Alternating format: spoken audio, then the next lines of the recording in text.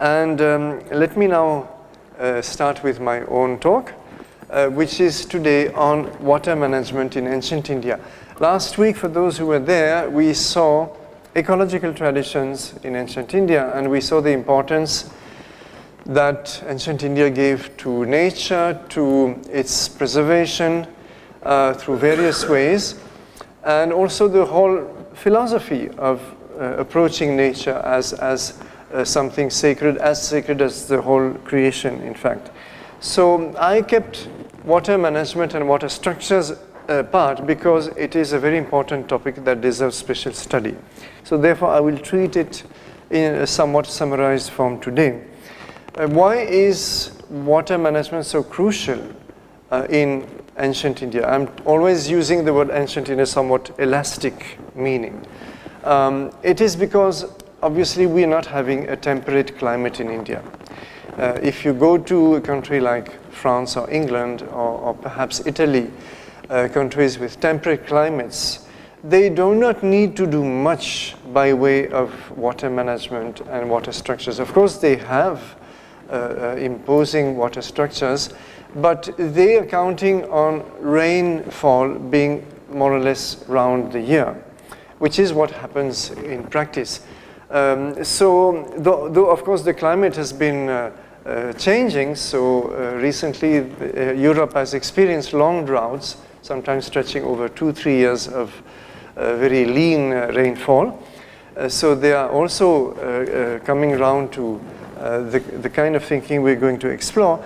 But in India, this has turned out to be far more critical to the sustainability of agriculture, because counting purely on rain-fed crops is a very risky game.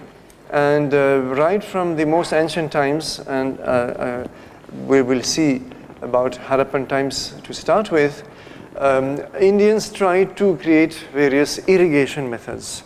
So to irrigate, you have to manage your water resources very efficiently. And this is what we'll see. So let me start with the Indus civilization. As I said, I'm treating it in a very summary form. In fact, through just two sites, two settlements. One is Mohenjo-daro, and this photo is from Mohenjo-daro, and the second will be Dholavira. So in Mohenjo-daro, you have to keep in mind that this city is on the banks, today it is no longer so, the Indus has shifted away.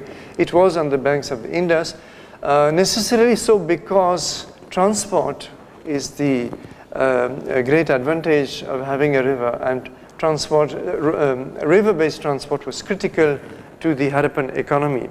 So Mohenjo-daro was right on the bank of it, and the Indus is a river which, as you know, can go into spate, does go into spate.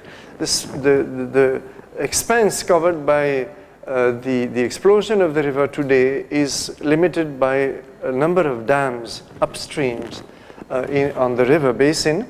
But in ancient times, of course, there were no dams, and we have records, for example, from the chroniclers of Alexander the Great, of the Indus going into mighty spates and swallowing hundreds of villages at a time. So how then, what were the consequences for the Harappans living in Mohenjo-daro? It was, of course, that there was a very high water table, number one, which is still the case today, incidentally, and it is posing a problem for the conservation of the site, because the high water table means that all these beautiful baked bricks are constantly absorbing dampness coming from the underground layers. But then the second problem that the Indus was posing is that when you have such powerful underground sources, they're going to exert a pressure on any well that you're going to try to build. So I'm pretty sure that the Harappans initially tried to build their wells with bricks of the regular kind, the kinds that they were using to build their houses. And those are, as you might remember from an earlier lecture, the regular standard rectangular bricks. And the Harappans had, in fact, you can see them on the right side of this picture.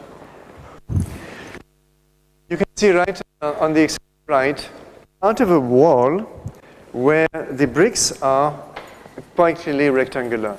And as I mentioned earlier, the Harappans invented the brick which has a length twice the width and a width twice the height, which permits very compact walls where you have alternating lengthwise and widthwise bricks. Now it sounds perfectly obvious to us, but it wasn't obvious at all in those days, and it is not. It is so little obvious that in the following Ganges civilization, this will be forgotten.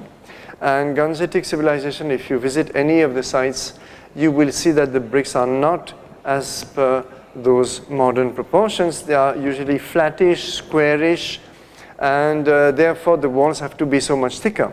Anyway, but for the well, if you're going to use these bricks, what's going to happen is that with the tremendous underground pressure of the seepage of water into your well, those rectangular bricks would be displaced and they would slip in, and eventually your whole structure will be weakened and will collapse. 2,000 years later, under the Roman Empire, the Romans were great hydrologists. They constructed lots of fantastic water structures, but they could never deal with this problem. And they were using the wells they were building were square wells built with stones. We also have them in India, in South India in particular, you can see lots of such wells. But then you see this is vulnerable to such underground pressure. And they had to deal with well collapse constantly. And well, they would rebuild their wells. This is what basically they did. The Harappans 2,000 years earlier had solved the problem by creating those trapezoid or wedge-shaped bricks, which you can see here. These are not rectangular. They have an angle. And this means basically, now you can picture the whole thing easily, that when the pressure builds up, it all locks together. This is nothing but the principle of the arch, vertical arch. Now, the Harappans did not ever have the brainwave of turning it vertically. So they had only the horizontal arch, if I may call it so. But it is just as effective. And the result is that those wells, this has been proved by extensive excavations at Mohenjo-daro, were in existence for 500, 600, sometimes 700 years without without being affected by those collapses. So this is quite a remarkable achievement, which shows again that the Harappans were people who were, able to. We're not trying ever to say that their cities were more advanced than ours today. That would be a ridiculous statement. But certainly they were able to cope with their local problems in a very effective manner. That is certainly to their credit. So, as I said, I will not deal with the entire picture in the Indus civilization. I will just jump to Dholavira, contemporary with Mohenjo-daro, located in the Rann of Kutch, which I briefly introduced in what was probably my very first talk in this series. And Dholavira has this particularity of being in a very, very arid environment, unlike Mohenjo-daro. So the problems are going to be totally different, which is why I have taken those two extremes. And this is on an island in the Rann of Kutch. There is some evidence that the climate was a little more congenial, a little wetter, but not much more. In fact, I'm going to show you how the architecture tells us that the climate was not very lush. It was still quite an arid climate. So the Harappans wanted to establish a city, a big city, in this very arid location, for reasons which have to do very briefly with control of the raw materials that they were extracting from Gujarat. They needed a lot of, in particular, semi-precious stones and other mineral products from Gujarat, which they didn't have in Sindh. And for that reason, this is a consensus among archaeologists, that they established this as a kind of gateway into Gujarat to control the movement of goods. And also, we know for sure that the Rann of Kutch, which today is at best a marshy expanse during the monsoon, and then a white and dry expanse for the rest of the year was actually navigable in Harappan times. So this island on the Run of Kutch was really an island in the sea, in a shallow arm of the sea, and they were using this as a means of quicker transport, of course. So, but the question was, to establish a city in such a remote location and make it sustainable for, well, centuries together, how do you manage the water problem? Because you cannot, as you might be doing today, you cannot bring a pipeline from the Narmada 200 kilometers away. So you have to manage with local resources, and that was the challenge. So this is a plan of Dholavira, where I remind you, you have the upper city here in blue, divided into two zones. This is the heavily fortified area of the so-called castle. A little lower, you have the middle town in pink with the huge ceremonial ground, and then the lower town in yellow. And in fact, this is where most of the houses, inhabitants lived, with a little extension in this area of the lower town. But we can see that this location was very intelligently selected by the Harappan civil engineers, if I may use that term, but I think they would deserve it, because it is bracketed by two streams, two nallas, small streams, which you can see them today. They are 10, 15 meters wide, and today you will hardly ever see a drop of water unless perhaps you visit during the brief monsoon. Run of Kutch today has a very brief monsoon. So the question was how to make use of that water which flows during the periods where there is rainfall. And what they did was that they dammed those streams. Several relics of dams, I'm going to show you one, have been found. They dammed those streams and they forced the waters to flow into the city, into the fortified area.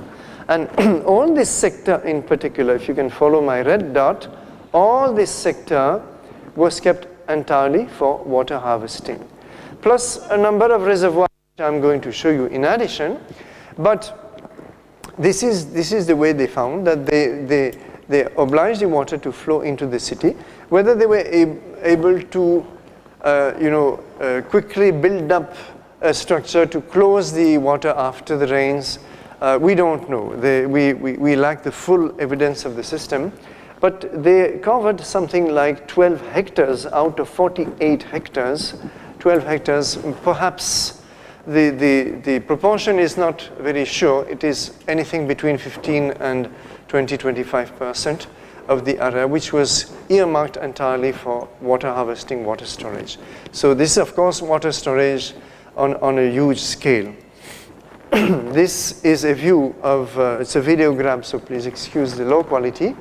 But this is a view of the existing nala on one of the two, the existing stream which bracket the city. This is on the southern side.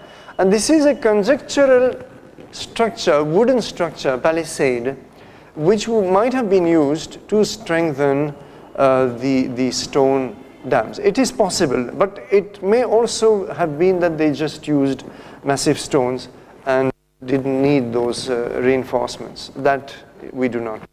And this is a computer reconstruction of what the city might have looked like. Again, the two streams are here. This is the south east corner and northwest here. And this is what perhaps the city would have looked like after at the end.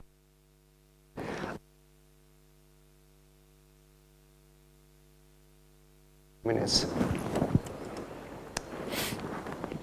So which is this fortified area where the rulers obviously lived. In the Harappan cities, you never know, you can never tell that there is any particular palace or any grand habitation where you can picture a king living. There's nothing like that anywhere. Their habitations apparently were just like any others. But they distinguished the location always by having those upper cities, upper areas what I've called the Acropolis, and they would certainly have lived in those places. So here the castle is rich in water structures such as these tanks, and these tanks receive the waters not from the two streams I have showed you, it's much higher, but from additional water harvesting conducted within the city itself.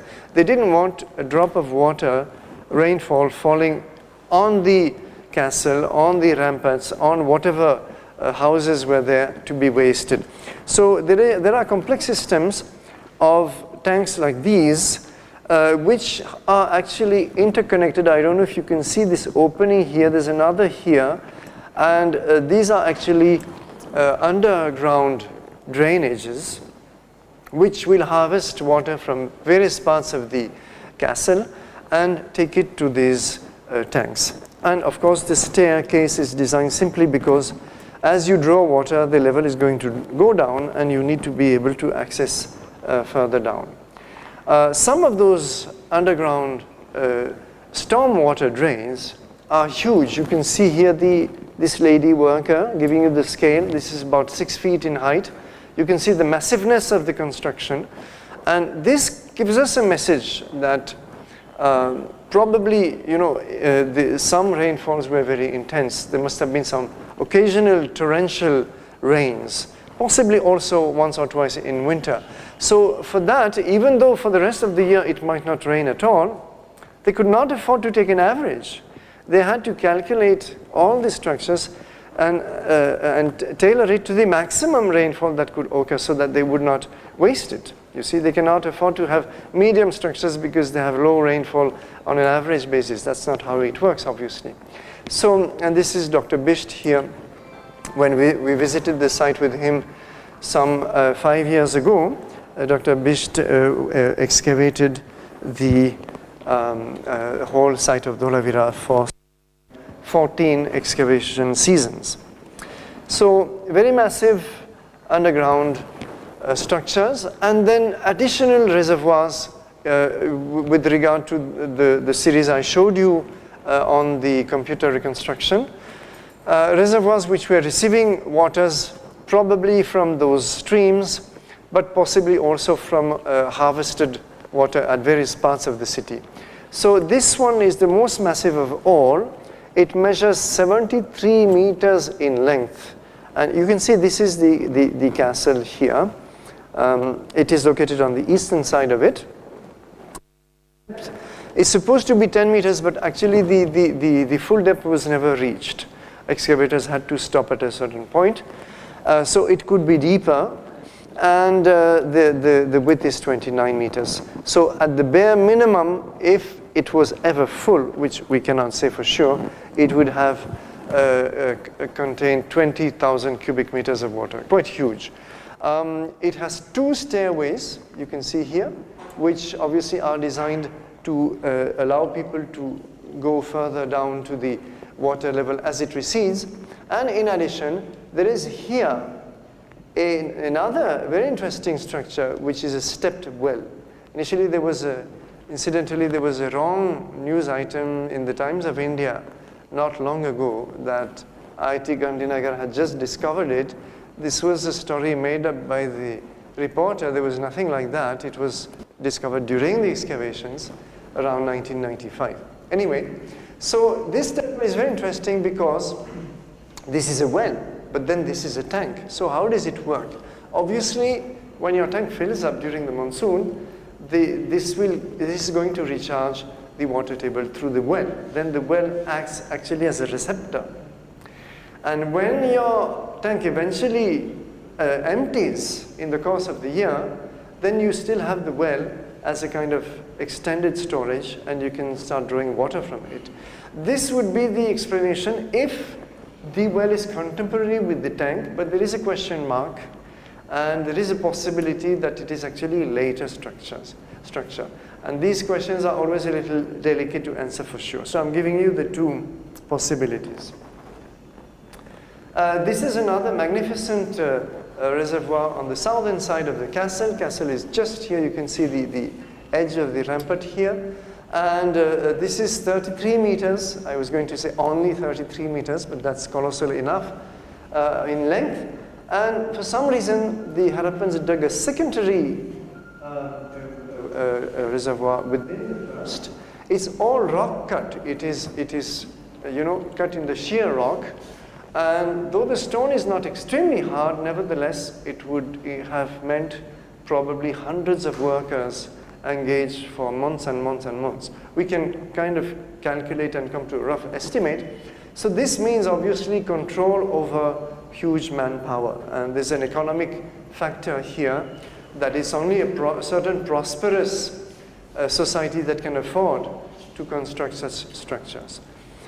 So this is the southern reservoir, and it is interconnected with other reservoirs upstream of this one through huge underground passages like this. So the obvious purpose behind these underground drains connecting all the reservoirs together is that if for any reason one reservoir is going to receive excess water, it's going to be able to pass it on to others. So you can see how the whole thing is very intelligently designed. And well, the only conclusion we can say is that we know for sure that the city was sustained for at least 600 years, if not 700. So therefore they were able to manage this water problem, which well today would be very difficult to do so. In fact, there are no cities today on this island in the Rann of Kutch, and not even towns, not even any big villages. You have only small villages and hamlets. That's all you have today left. So it certainly goes to the credit of the Harappans that they were able to solve these local problems. There is a very interesting other structure contemporary with the Harappans at its oldest stage, but then this is a type of structure called the Gabar Band, which will continue for many centuries and in fact millennia. This is found in Balochistan. It is not the work of the Indus civilization. These were, when it was first constructed, these were local people who were not strictly speaking part of the Indus civilization, but they were on the periphery of it. And this is an interesting structure which is simply built on the edge of a stream. And the idea is to have to construct actually an artificial field, more or less horizontal, and therefore you need, if you're going to have a slope, you need to structure it vertically, but then it will have an input here which will allow the stream water to flow in a gentle way, not with too much speed. Now, why should you do that? Well, because that will allow you to have irrigated fields on both sides of the river or the stream, and not only irrigated but fertilized, because those streams, of course, are carrying sediments. So basically, once you have built this, you can sit back and simply take care of your crops, but you don't have to worry about irrigation or fertilization. So this is a very efficient, of course, small-scale water management system, but as an irrigation device, it's quite interesting. And possibly it could be repeated if we thought along such terms. There is some potential here to draw inspiration from it. I jump now into the historical time. So we are now into the Ganges civilization, about 2,000 years after the Harappans. And we see that there is a great concern, even though Ganges is the Ganges Valley is flush with water, especially if you imagine 2,000 years ago, or 2,500 years, it would have been very rich with water, not only the Ganges, but all the tributaries. And nevertheless, there's a great concentration on saving water, not wasting it, using it intelligently, and creating a whole variety of water structures and water devices for irrigation in particular. So this is best exemplified in the Arthashastra, which possibly dates to the 4th century BC, when there are some disputes, as always, about the exact date. Doesn't matter. It is contemporary with the Mauryan Empire, at least, we know that for sure. And there are mentions of water divining. I'll come back to water divining a little later. Water lifting devices. So this is something that we don't know whether the Harappans had any water lifting devices, except perhaps the very crude, simple, device of having a pouch of leather pulled by a pair of bullocks out of a well, which probably all ancient cultures had. But here there are some slightly more sophisticated structures being described, and irrigation techniques. Now, the very interesting thing is that farmers had to pay for water. Water was not regarded as something that was supposed to be free. Today in India, water is free. You can dig a bore well in your garden and pump out as much as you like, and nobody can object. There's no law to regulate water use. And the result is that, unfortunately, in many parts of the country, farming has been a hugely wasteful of water resources, especially in the states when, in addition, power has been given free to the farmers. It's the case in our Tamil Nadu. I'm sure there are other states in India. And when you have free water, free electricity, so what is it that restricts you from wasting it? So you can see often farmers overusing water quite shamefully, and there's no incentive for them to to pay any attention to this resource. So except that at a certain point, the water table, of course, starts going down seriously, and then wells dry up. But even then, it doesn't, my observation in Tamil Nadu is that even wells drying up doesn't even, make people think and, encourage them to be more careful about water use. Somehow that's not what works. So perhaps this is something that people in Kautilya's time had realized, and farmers had to pay a certain amount of tax in kind, that is to say a percentage of the crop, which could be very high if, I think it was up to 1/3 of the harvest, if the water structures they were using had been constructed by the state. When the water structures had been supplied by themselves or by the local communities, then the tax amount was much lower. So Kautilya goes extensively through all this, and you can see some of the actual quotations here. And so this means that there was a great amount of thinking and planning at the state level. Tanks were built for common use by pooling resources from local inhabitants. That is to say, even if the state if the king, for example, wanted a tank to be built, he didn't send workers from outside. He would simply ask the local communities to do it. And this was actually a compulsion on the local communities. Kautilya mentions that anybody refusing to take part in the construction of a water structure or an irrigation system would be fined. So this was therefore deeply rooted in the culture. Tax exemptions of varying durations were granted for new or renovated tanks. So, I mean, the system is very elaborate. I'm only giving a few glimpses. Fines were prescribed for obstructing or diverting a water course, failing, as I said just now, to cooperate in the building of an irrigation tank, damaging embankments, or causing a lower tank to dry up by constructing a tank on a higher level. So even if you had a tank on a higher level, a new tank, you had to ensure that structures downstream would not be affected. So you can see that there's a lot of thought given to the whole working. Inscriptions agree astonishingly with Kautilya. Sometimes you have a text like Kautilya, you're not always sure how exactly historical it is. It may or may not be, it depends on the case. But for more secure historical evidence, you often have to turn to inscriptions. And the inscriptions actually confirm very much the kind of practices that Kautilya describes. So lots of different types of tanks, ponds, descriptions of their maintenance. Very often a king or a queen proudly says that, you know, it has granted this tank or built this tank for this village and so on.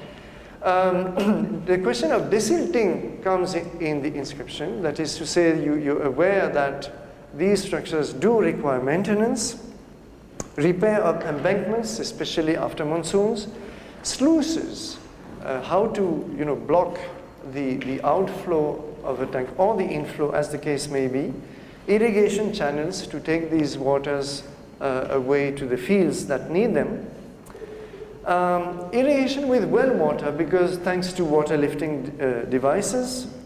Then some inscriptions mention that water diviners have to pay taxes. You know, they were giving a service to the community, but they were also paid. They were earning their livelihood very well for divining wells, and therefore they had to pay taxes. It was not a tax-free job as it is today. If I may take an inscription from a village very close to where we live, near on the outskirts of Coimbatore, Perur, there is a king, a Chola king, who issues orders regarding water management on what used to be a perennial river flowing south of Coimbatore. Now it's not perennial anymore, it is seasonal. And there is a new dam being built, and the king orders that it must not affect an older one, which should be allowed to fill first. This is a direct echo of what we saw by Kautilya. It's very interesting. And this is from the 13th century. The new dam was designed to store water in times of excess, so as a supplementary device, but it should not affect the existing devices. I take this very interesting inscription also from Andhra Pradesh, 16th century, which it simply is to show the importance given to you know, building tanks and tanks and tanks.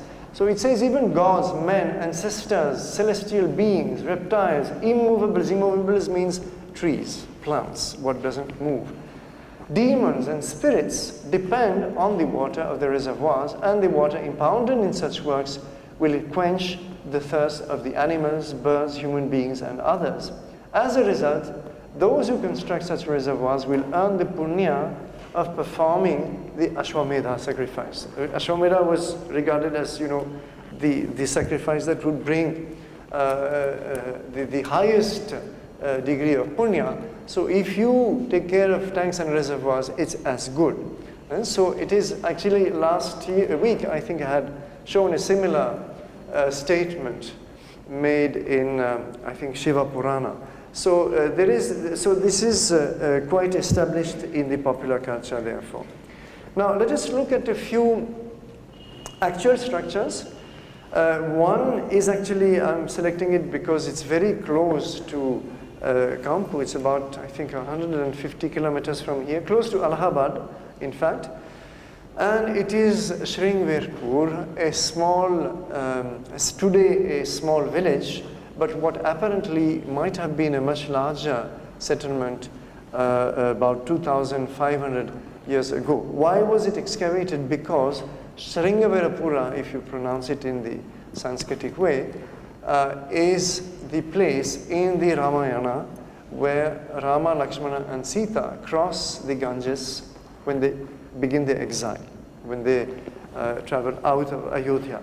So you might remember the whole story of the crossing of the Ganges. I'm not going to tell it, but in any case, it was excavated by Professor B.B. Lal in the 1970s as part of a project of excavating sites associated with the Ramayana to identify what structures actually existed there. Now, whatever this may be, the point is that a whole series of huge tanks and reservoirs was found, interconnected. That's interesting because we saw interconnected tanks at Dholavira. So whether there's a continuity there or not, we cannot say for sure. You have the Ganges here, but after a discussion with Professor Kumudi Patil, I learned that Ganges was actually 1.5 kilometers away at the time when the tanks were built. So it makes more sense. There must have been a canal like this one bringing in water from the Ganges, especially when the Ganges would go into spate. which again in that period must have been, very massive spate, flooding possibly a few kilometers on both sides. And what you find here is that you have 1, 2, 3, 4 tanks with carefully adjusted inflow and overflow levels. For example, here the first tank, the outflow is at a higher level than the inflow. Why should it be so? Because then it will cause the water to slow down. And only when it reaches a certain level, it will overflow into the second tank. So when water flows, its sediments, what it carries, tends to drop. So it's a settling pond, basically. And this must have been to give initial purification of the water. And then it goes on, and there are wells also at the bottom of some of the tanks. And the last overflow level is so adjusted that if the whole system is full, the excess water will flow back into the Ganges. So in other words, no wastage. And this, of course, will be only due to the pressure of the flow into the canal and the Ganges itself. And a very intelligent system, which I think we could still very well learn from today, but such systems are not being used, to my knowledge, anywhere in India. And this must have supplied water to the local settlement, especially if the Ganges was 1.5 kilometers away, for centuries together. This is a completely different water structure. This is the Grand Anicut on the Kaveri water downstream of the Srirangam island in Tamil Nadu, where this huge structure, which looks new, is actually 1,800 years old or so. Not the upper part of it, this is recently renovated, but the lower part and the foundations. It is supposed to have been built by the Tamil king Harikala, and this Harikala Chola, and the structure is about 320 meters long, what you saw in the previous photo. Now, what's very interesting here is that it's often called a dam, but it is not a dam at all. It doesn't stop the flow of the Kaveri, it doesn't impound the waters. Rather, it is here to keep those two streams of the Kaveri apart, and so that they don't mix together. Otherwise, what would be happening is that this stream is actually faster, the slope is higher, and if there is no structure here, this is going to be completely captured into it, which probably was the case originally of the river. And with this so-called dam, the stream is now kept apart, and it can go and irrigate thousands, tens of thousands actually of acres further downstream. So this must have been a structure built precisely for the development of agriculture in this whole region, which will form part of the delta of the Kaveri. This has been studied by some researchers from IIT Delhi, but it is only a preliminary study. In fact, the whole structure is not still fully understood, and in particular, the British, who tried right from 1777 to document and understand and restore the structure through complex systems of sluices and gates, they could never really grasp the whole purpose of it. So, and in particular, its S shape has given rise to interesting speculations, which I won't go into. You will have to read those papers if you wish.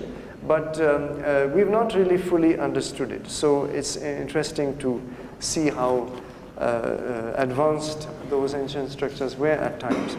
This is from Burhanpur in Madhya Pradesh, and we are now in the Mughal time, where the Mughals were also very good at building very complex and integrated water management systems. Integrated here because the nearby hills are used to capture a lot of groundwater. So hills are always wonderful natural water harvesting systems to capture the groundwater.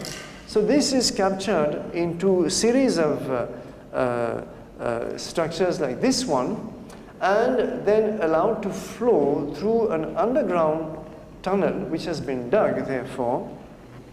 And because you will have differences, you will have pressure accumulating, you need air vents to make sure that the flow is not disturbed. And finally, it comes out in an open tank here. So this is the system in brief, but in addition, the air shafts can also be used as to draw water directly from them if you wish. This is an example of horizontally dug tunnel. So it represents, again, a huge amount of work and manpower. And these are some of the vents in the, at Burhanpur, which you can see. But people now are using them exclusively as wells, and the whole system has decayed because it is no longer maintained. You see, those systems mean that the silting has to be taken care of. You have to make sure that there is enough tree cover to provide sufficient groundwater. The hills have been denuded. So finally, all these systems fall into disuse, and you may have a little water left, which the villagers will draw as if these structures are wells. They're actually not wells, properly speaking. You find them in many parts of India. This is now from Kerala, where they are called surangams. And they are dug into the hills, sometimes to something like 300 meters long. And there are specific communities, groups of families that take care of these works and maintain them. But again, families nowadays break apart, and many of these structures have fallen into disuse. So, but because it would take normally a generation or two to dig such a structure when you don't have, a king managing an army of workers. This, now we shift to Rajasthan, and we see a few structures there. Some of them are extremely simple. This is called a khadin. It's basically a check dam where you take advantage of a catchment area with a slope and impound the water, and this will actually feed from underground, feed a well from which you can draw. So these are very efficient, small-scale water harvesting structures.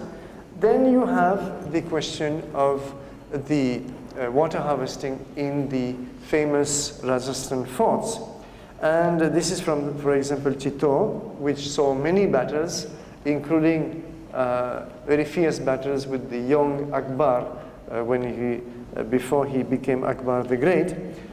This was the scene of a very bloody war.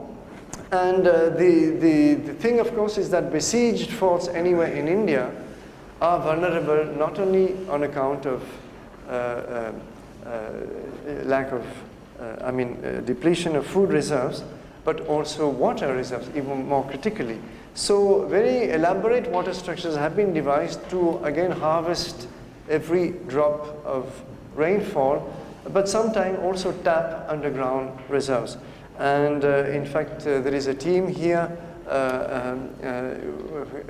of people who are researching the Kalinjar fort about 200 kilometers away, I believe, which also has a very elaborate water system. I believe their study is more or less beginning. So let us hope one day we can have a fully integrated study of one of these very interesting water management systems.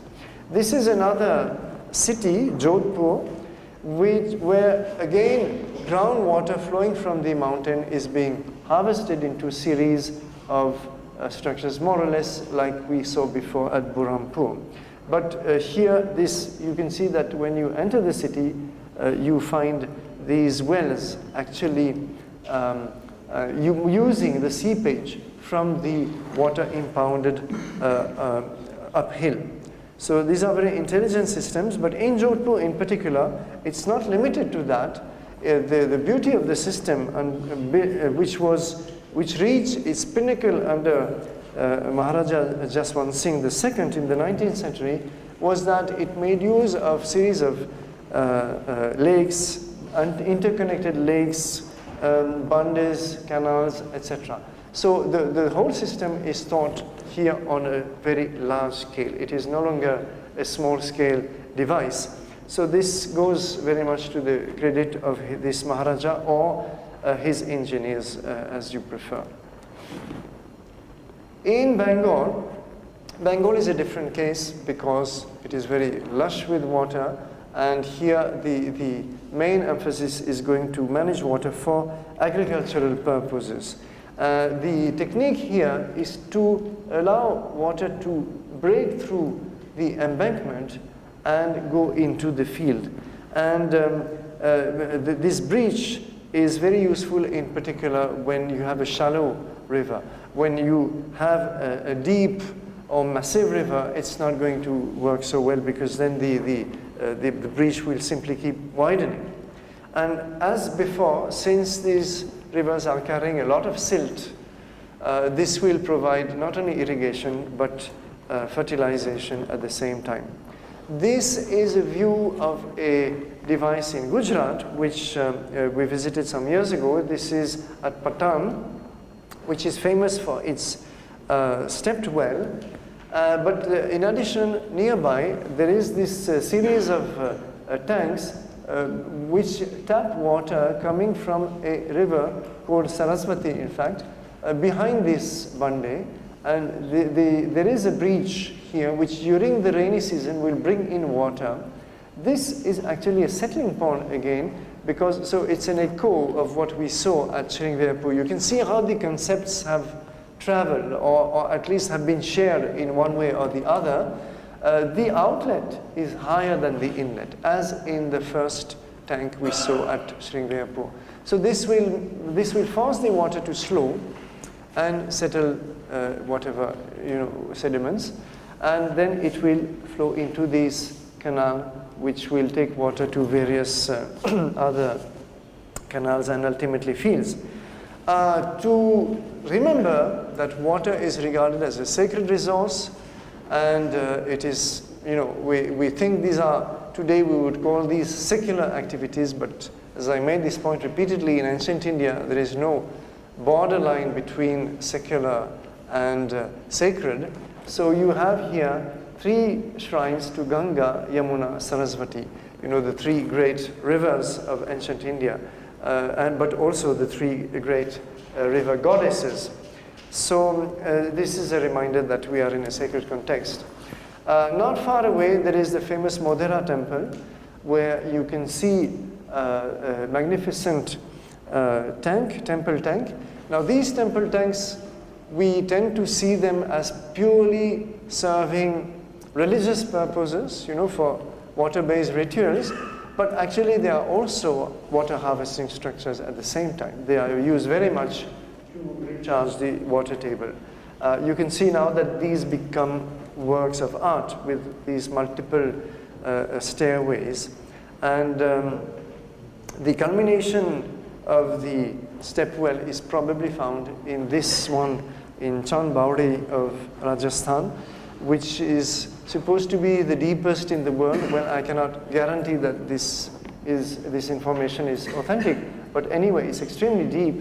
You have 13 levels and altogether some 3,500 steps. So this is obviously filling up at different levels in the course of the year, and you have to be able to go down and fetch it. Of course, today nobody would take this much trouble to fetch water at such depth. You would use a pump set. In many parts of India, this concept of a temple tank has spread, and in the south, some of them become really huge, like this one in Shravanbelgola in Karnataka. So once again, they are for religious activities as well as for the mundane purpose of refilling the water table. This is an interesting structure. I've not spoken much of dams, but they were dams. Unfortunately, very little is known about them. Of course, the basic dam is the earth bundle. And that was used throughout, and we have seen some examples. But stone-built dams were also in use, as in this Anandpur Dam near Delhi, not far from Delhi. This is in Haryana. And again, studied by Professor Srinivas Veeravalli of IIT Delhi. And this is in the 8th century. And it actually is used to store rainwater coming from the Aravalli Hills. This must have been for the city that existed in those days. And you see the dimensions of it, quite massive, more than 100 meters in length. And well, it has survived. It is still in good shape. So if a structure can survive for so long, it means that the engineering is basically quite sound. In the south, we have more studies, again by the same IIT Delhi team here, of networks of village ponds, village reservoirs. Because the reservoir of the village is, of course, the basic unit, and it is, in a way, the main source of water for the village. But then this, what we forget is that in old days, there was always this desire to interconnect such structures through networks of long-distance channels, canals. So sometimes, of course, the channels could be very short, but sometimes they could be much longer. And here, the sketch shows simply the relative sizes of their tanks, not their actual shapes. They could be in any shape. They are not square. The ponds here are not square. The squares are only meant to mathematically show you the relative sizes that these ponds occupied. And one little study shows in this particular basin that there were something like 1,500 tanks. So that's a huge number, and it would be the same in most other river basins. Connectivity is complex, and variation in size is considerable.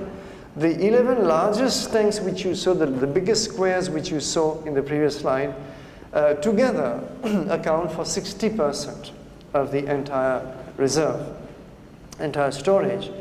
And the remaining will be 187 tanks for 40%. So why do they bother about so many small tanks that actually do not add up to much?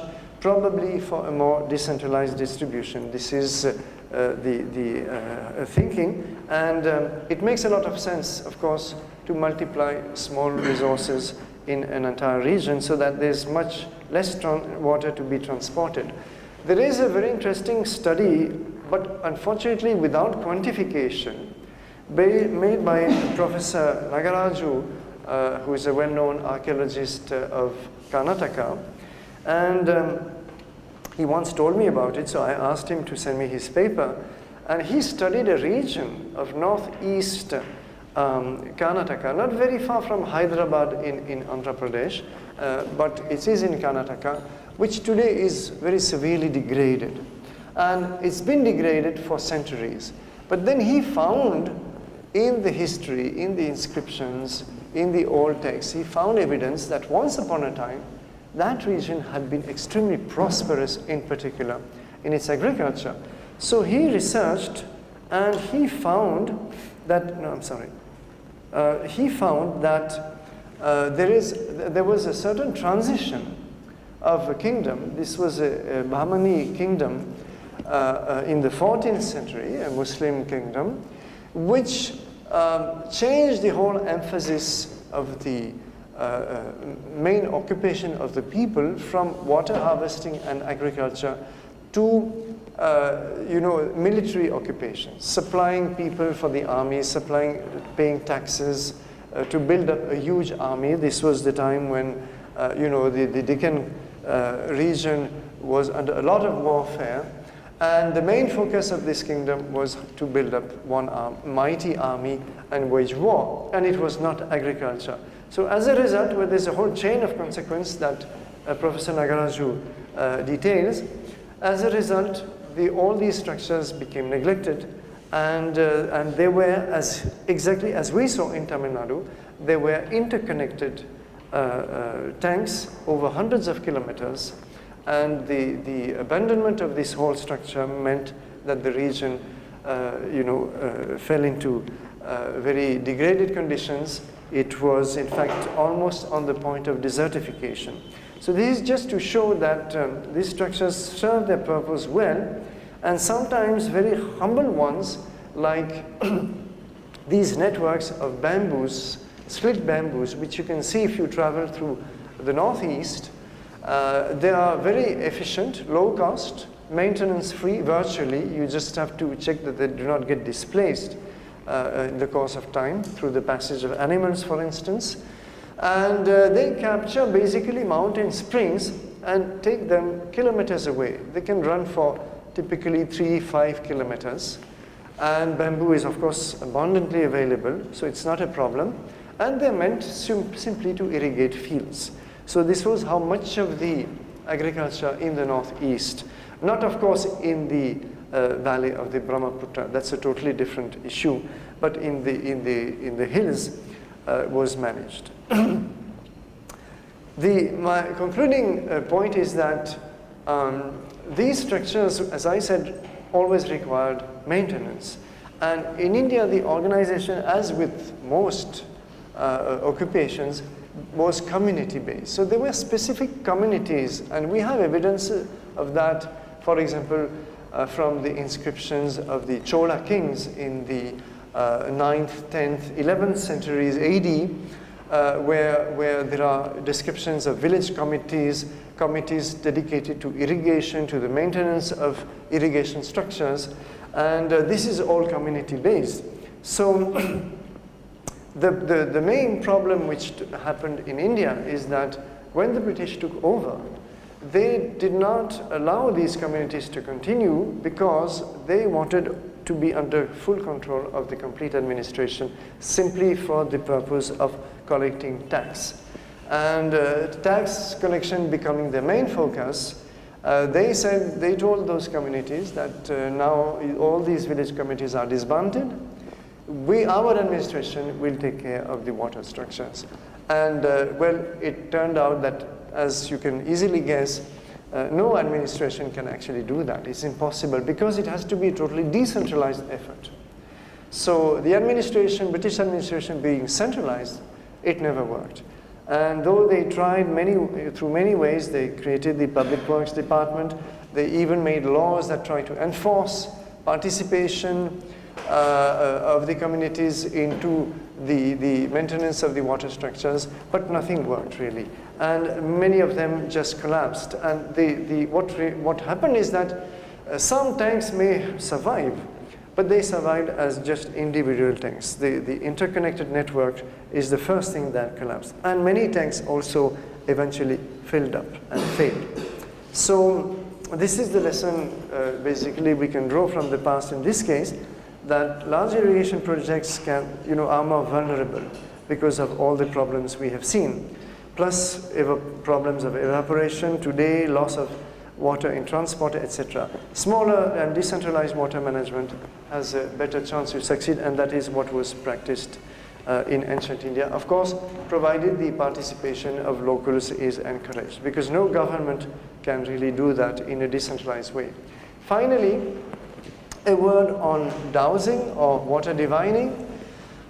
This is something that very orthodox scientists object to because they say there's no scientific basis for it, and in fact whatever little studies have been done actually have tended to show that there's nothing. There's just absolutely no water divining. It's just luck and nothing else.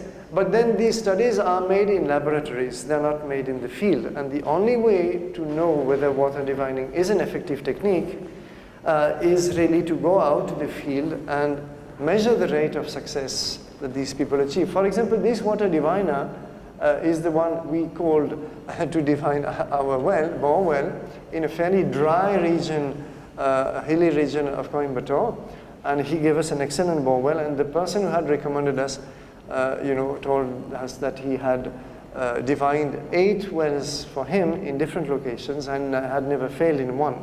So here you see him using a very original technique. I had shown a small video, I think 3 years ago. I won't have time to show it, or maybe later one day. But here he's using a very original technique where he has this coconut, you see, which when he passes over what he perceives to be a stream rich with water, you can see, and his hand is like this. We were there and we filmed it. You can see the coconut suddenly stand up. And then even if he pushes it down, it will spring up again. If he moves away, or if he touches with his other hand water held in a pot, then you see the coconut fall, drop. So this is one technique. It is not scientific, but well, we got water in our well. That's all I can say. And there are other techniques which actually this gentleman also used, which is, for example, to use a lemon at the end of a string, and they will be giving a small impulse all the time, but then when they pass over water, what they say, where they say that there is water, you see that the lemon suddenly starts spinning out of control, and sometimes so fast that it tears itself, splits itself into two halves and just is thrown away. So anyway, there are lots of techniques with, of course, the forked branch. This is the classical technique which is also used in Europe even today. There are plenty, it's endless. We've seen water diviners even using a twin blade of grass, dry grass, just this long, and still being able to do something with it. Anyway, but I just want to mention that this is an ancient tradition. In India, not only Kautilya mentions it, and some inscriptions also, but Varahamira in his Brihad Samhita dedicates an entire chapter called Takargala. This is the word for dowsing in Sanskrit. And there are other texts like Krishi Parashara. And there the methods are basically based on identification of certain trees. Specific trees are listed, at least a dozen of them. And he says, for example, if you find a jamun tree, well, you can move so many feet to the east, and then you dig. And if you find earth smelling like iron at a depth of 5 cubits, or pale white clay, etc., etc. So you have lots of clues, omens. Sometimes the omens, ant hills in particular, have a great importance in this chapter. Great importance, repeatedly mentioned as being an indicator of the proximity of water. Astrological considerations sometimes play a part, but these are just, bits of what we call traditional knowledge systems. They have not been tested. We do not know today whether Varamira's advice, is something that you can rely upon or not. But it's interesting to know that this is an ancient practice.